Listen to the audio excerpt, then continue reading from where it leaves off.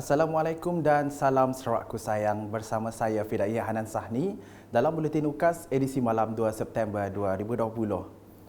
Tumpuan berita, Kerajaan Sarawak telah meluluskan dana sebanyak RM50 juta melalui unit hal ehwal agama lain UNI4 bagi tujuan pembinaan, penambahbaikan dan membaik pulih rumah ibadah agama-agama lain di Sarawak. Berucap semasa majlis penyampaian cek bantuan dana UNI4 di Kuching hari ini, Timbalan Ketua Menteri Sarawak Datuk Ahmad Douglas Ugah Embas yang juga menteri yang bertanggungjawab ke atas UNI4 berkata, ini menunjukkan kerajaan negeri prihatin terhadap keperluan penduduk pelbagai agama di Sarawak. Katanya lagi, bagi fasa pertama bagi tahun 2020 ini, Kerajaan Sarawak telah menyerahkan dana sebanyak RM38.7 juta dengan sebanyak 290 permohonan diluluskan. Yang kita bagi pada hari ini adalah 290 permohonan telah diluluskan dan peruntukan tahun ini 50 juta, tapi hari ini first phase kita bagi 38.747 juta, 38.7 million. The second phase is now being processed, so kita lihat mana-mana kawasan yang mungkin belum I suka pegang. Pegang is better, isn't it? So this is an increase from last year. Last year we got 30 million, and 2017 kita mula dengan 15 juta, and then naik kepada 20 juta 2018. And 2019 was 30 million, so 2020 we have 50 million. Sementara itu, beliau menyeru semua institusi keagamaan yang telah diluluskan permohonan agar menggunakan dana yang diberikan dengan sebaiknya demi manfaat umat masing-masing.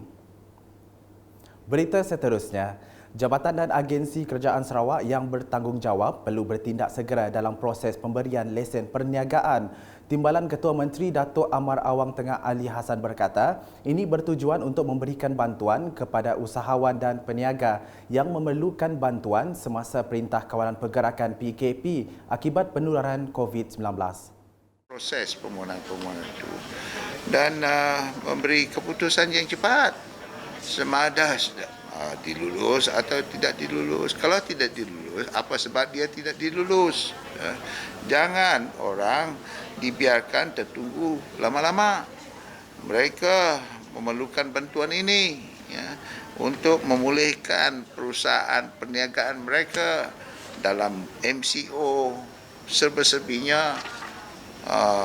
Pergerakan itu terbatas dan perniagaan perusahaan kecil dan sederhana pun banyak yang tutup, dan kita mahu mereka ini untuk recover, dan salah satu daripadanya ialah untuk membantu mereka ni dari segi kewangan, dan selain daripada bantuan-bantuan yang lain.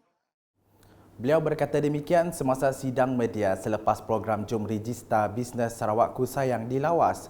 Terdahulu dalam ucapannya, Datuk Amar Awang Tengah mahu para peserta bekerja keras dalam usaha menjadi usahawan berjaya. InsyaAllah kalau kata ni, yakin dan bersungguh-sungguh mengusahakan apa yang kita lakukan, kita akan berjaya. Tidak ada jalan pendek untuk ketanikan mencapai kejayaan. There is no shortcut, melainkan kita bersungguh-sungguh. Laporan berikutnya, penduduk kampung baru di Daro akan dapat menunaikan ibadat dalam keadaan lebih selesa tidak lama lagi apabila surau baharu dirasmikan kelak. Menurut Adun Daro Safi'i Ahmad, projek yang kini telah hampir siap merupakan peruntukan daripada Geran Projek Kecil Luar Bandar MRP. Saya sebagai wakil rakyat ingin mengucapkan banyak terima kasih khusus kepada Yang Berhormat Ketua Menteri yang telah meluluskan permohonan kita untuk membina surau di Kampung Baru ini. yang berjumlah sebanyak 630,000. Bercakap semasa lawatan ke tapak projek Bina Baharu Surau Kampung Baru di Daro, beliau berkata perasmian surau tersebut dijangka diadakan pada 16 September akan datang. Beralih ke laporan dari Dewan Negara, bekas Menteri Penerangan Komunikasi dan Kebudayaan Tan Sri Rais Yatim dimasyhurkan sebagai Yang di-Pertua Dewan Negara yang baharu selepas mendapat undi tertinggi dalam persidangan Dewan Negara hari ini. Tan Sri Rais Yatim dipilih bagi menyandang jawatan Yang di-Pertua Dewan Negara ke-18 bagi menggantikan Tan Sri S.A. Vigneswaran yang tamat perkhidmatannya pada 22 Jun lalu. Menurut Peraturan Mesyuarat 2/3, saya dengan ini memasyhurkan bahawa Yang berhormat Senator Tan Sri Datuk Seri Utama Dr. Rais Yatim dipilih menjadi Tuan Yang di-Pertua Dewan Negara. Keputusan undian dalam persidangan Dewan Negara itu menyaksikan Tan Sri Rais Yatim memperoleh 45 undi, manakala Senator Muhammad Yusmadi pula memperoleh 19 undi dan seorang ahli Dewan Negara tidak hadir. Mengikut peraturan-peraturan mesyuarat Majlis Dewan Negara, apabila jawatan Yang di-Pertua Dewan Negara kosong, maka ahli-ahli Dewan hendaklah memilih Yang di-Pertua yang baharu. Berita selanjutnya, kerja-kerja pengukuran sempadan Malaysia-Indonesia kini telah melibatkan jarak sepanjang 1,979.3 km. Timbalan Menteri Tenaga dan Sumber Asli Ali Biju berkata, baki anggaran jarak yang belum diukur adalah sepanjang 8.7.7 km kerana masih terdapat isu pertindihan di 7 kawasan yang dikenali sebagai outstanding boundary problems. Cabaran terbaru ialah di mana Jepun berhadapan dengan risiko penularan wabak COVID-19 di kawasan pengukuran, dan bagi membendung ancaman ini, kegiatan penandaan dan pengukuran sempadan antarabangsa Malaysia-Indonesia telah pun ditangguhkan buat masa ini ke suatu hari yang akan ditentukan kelak.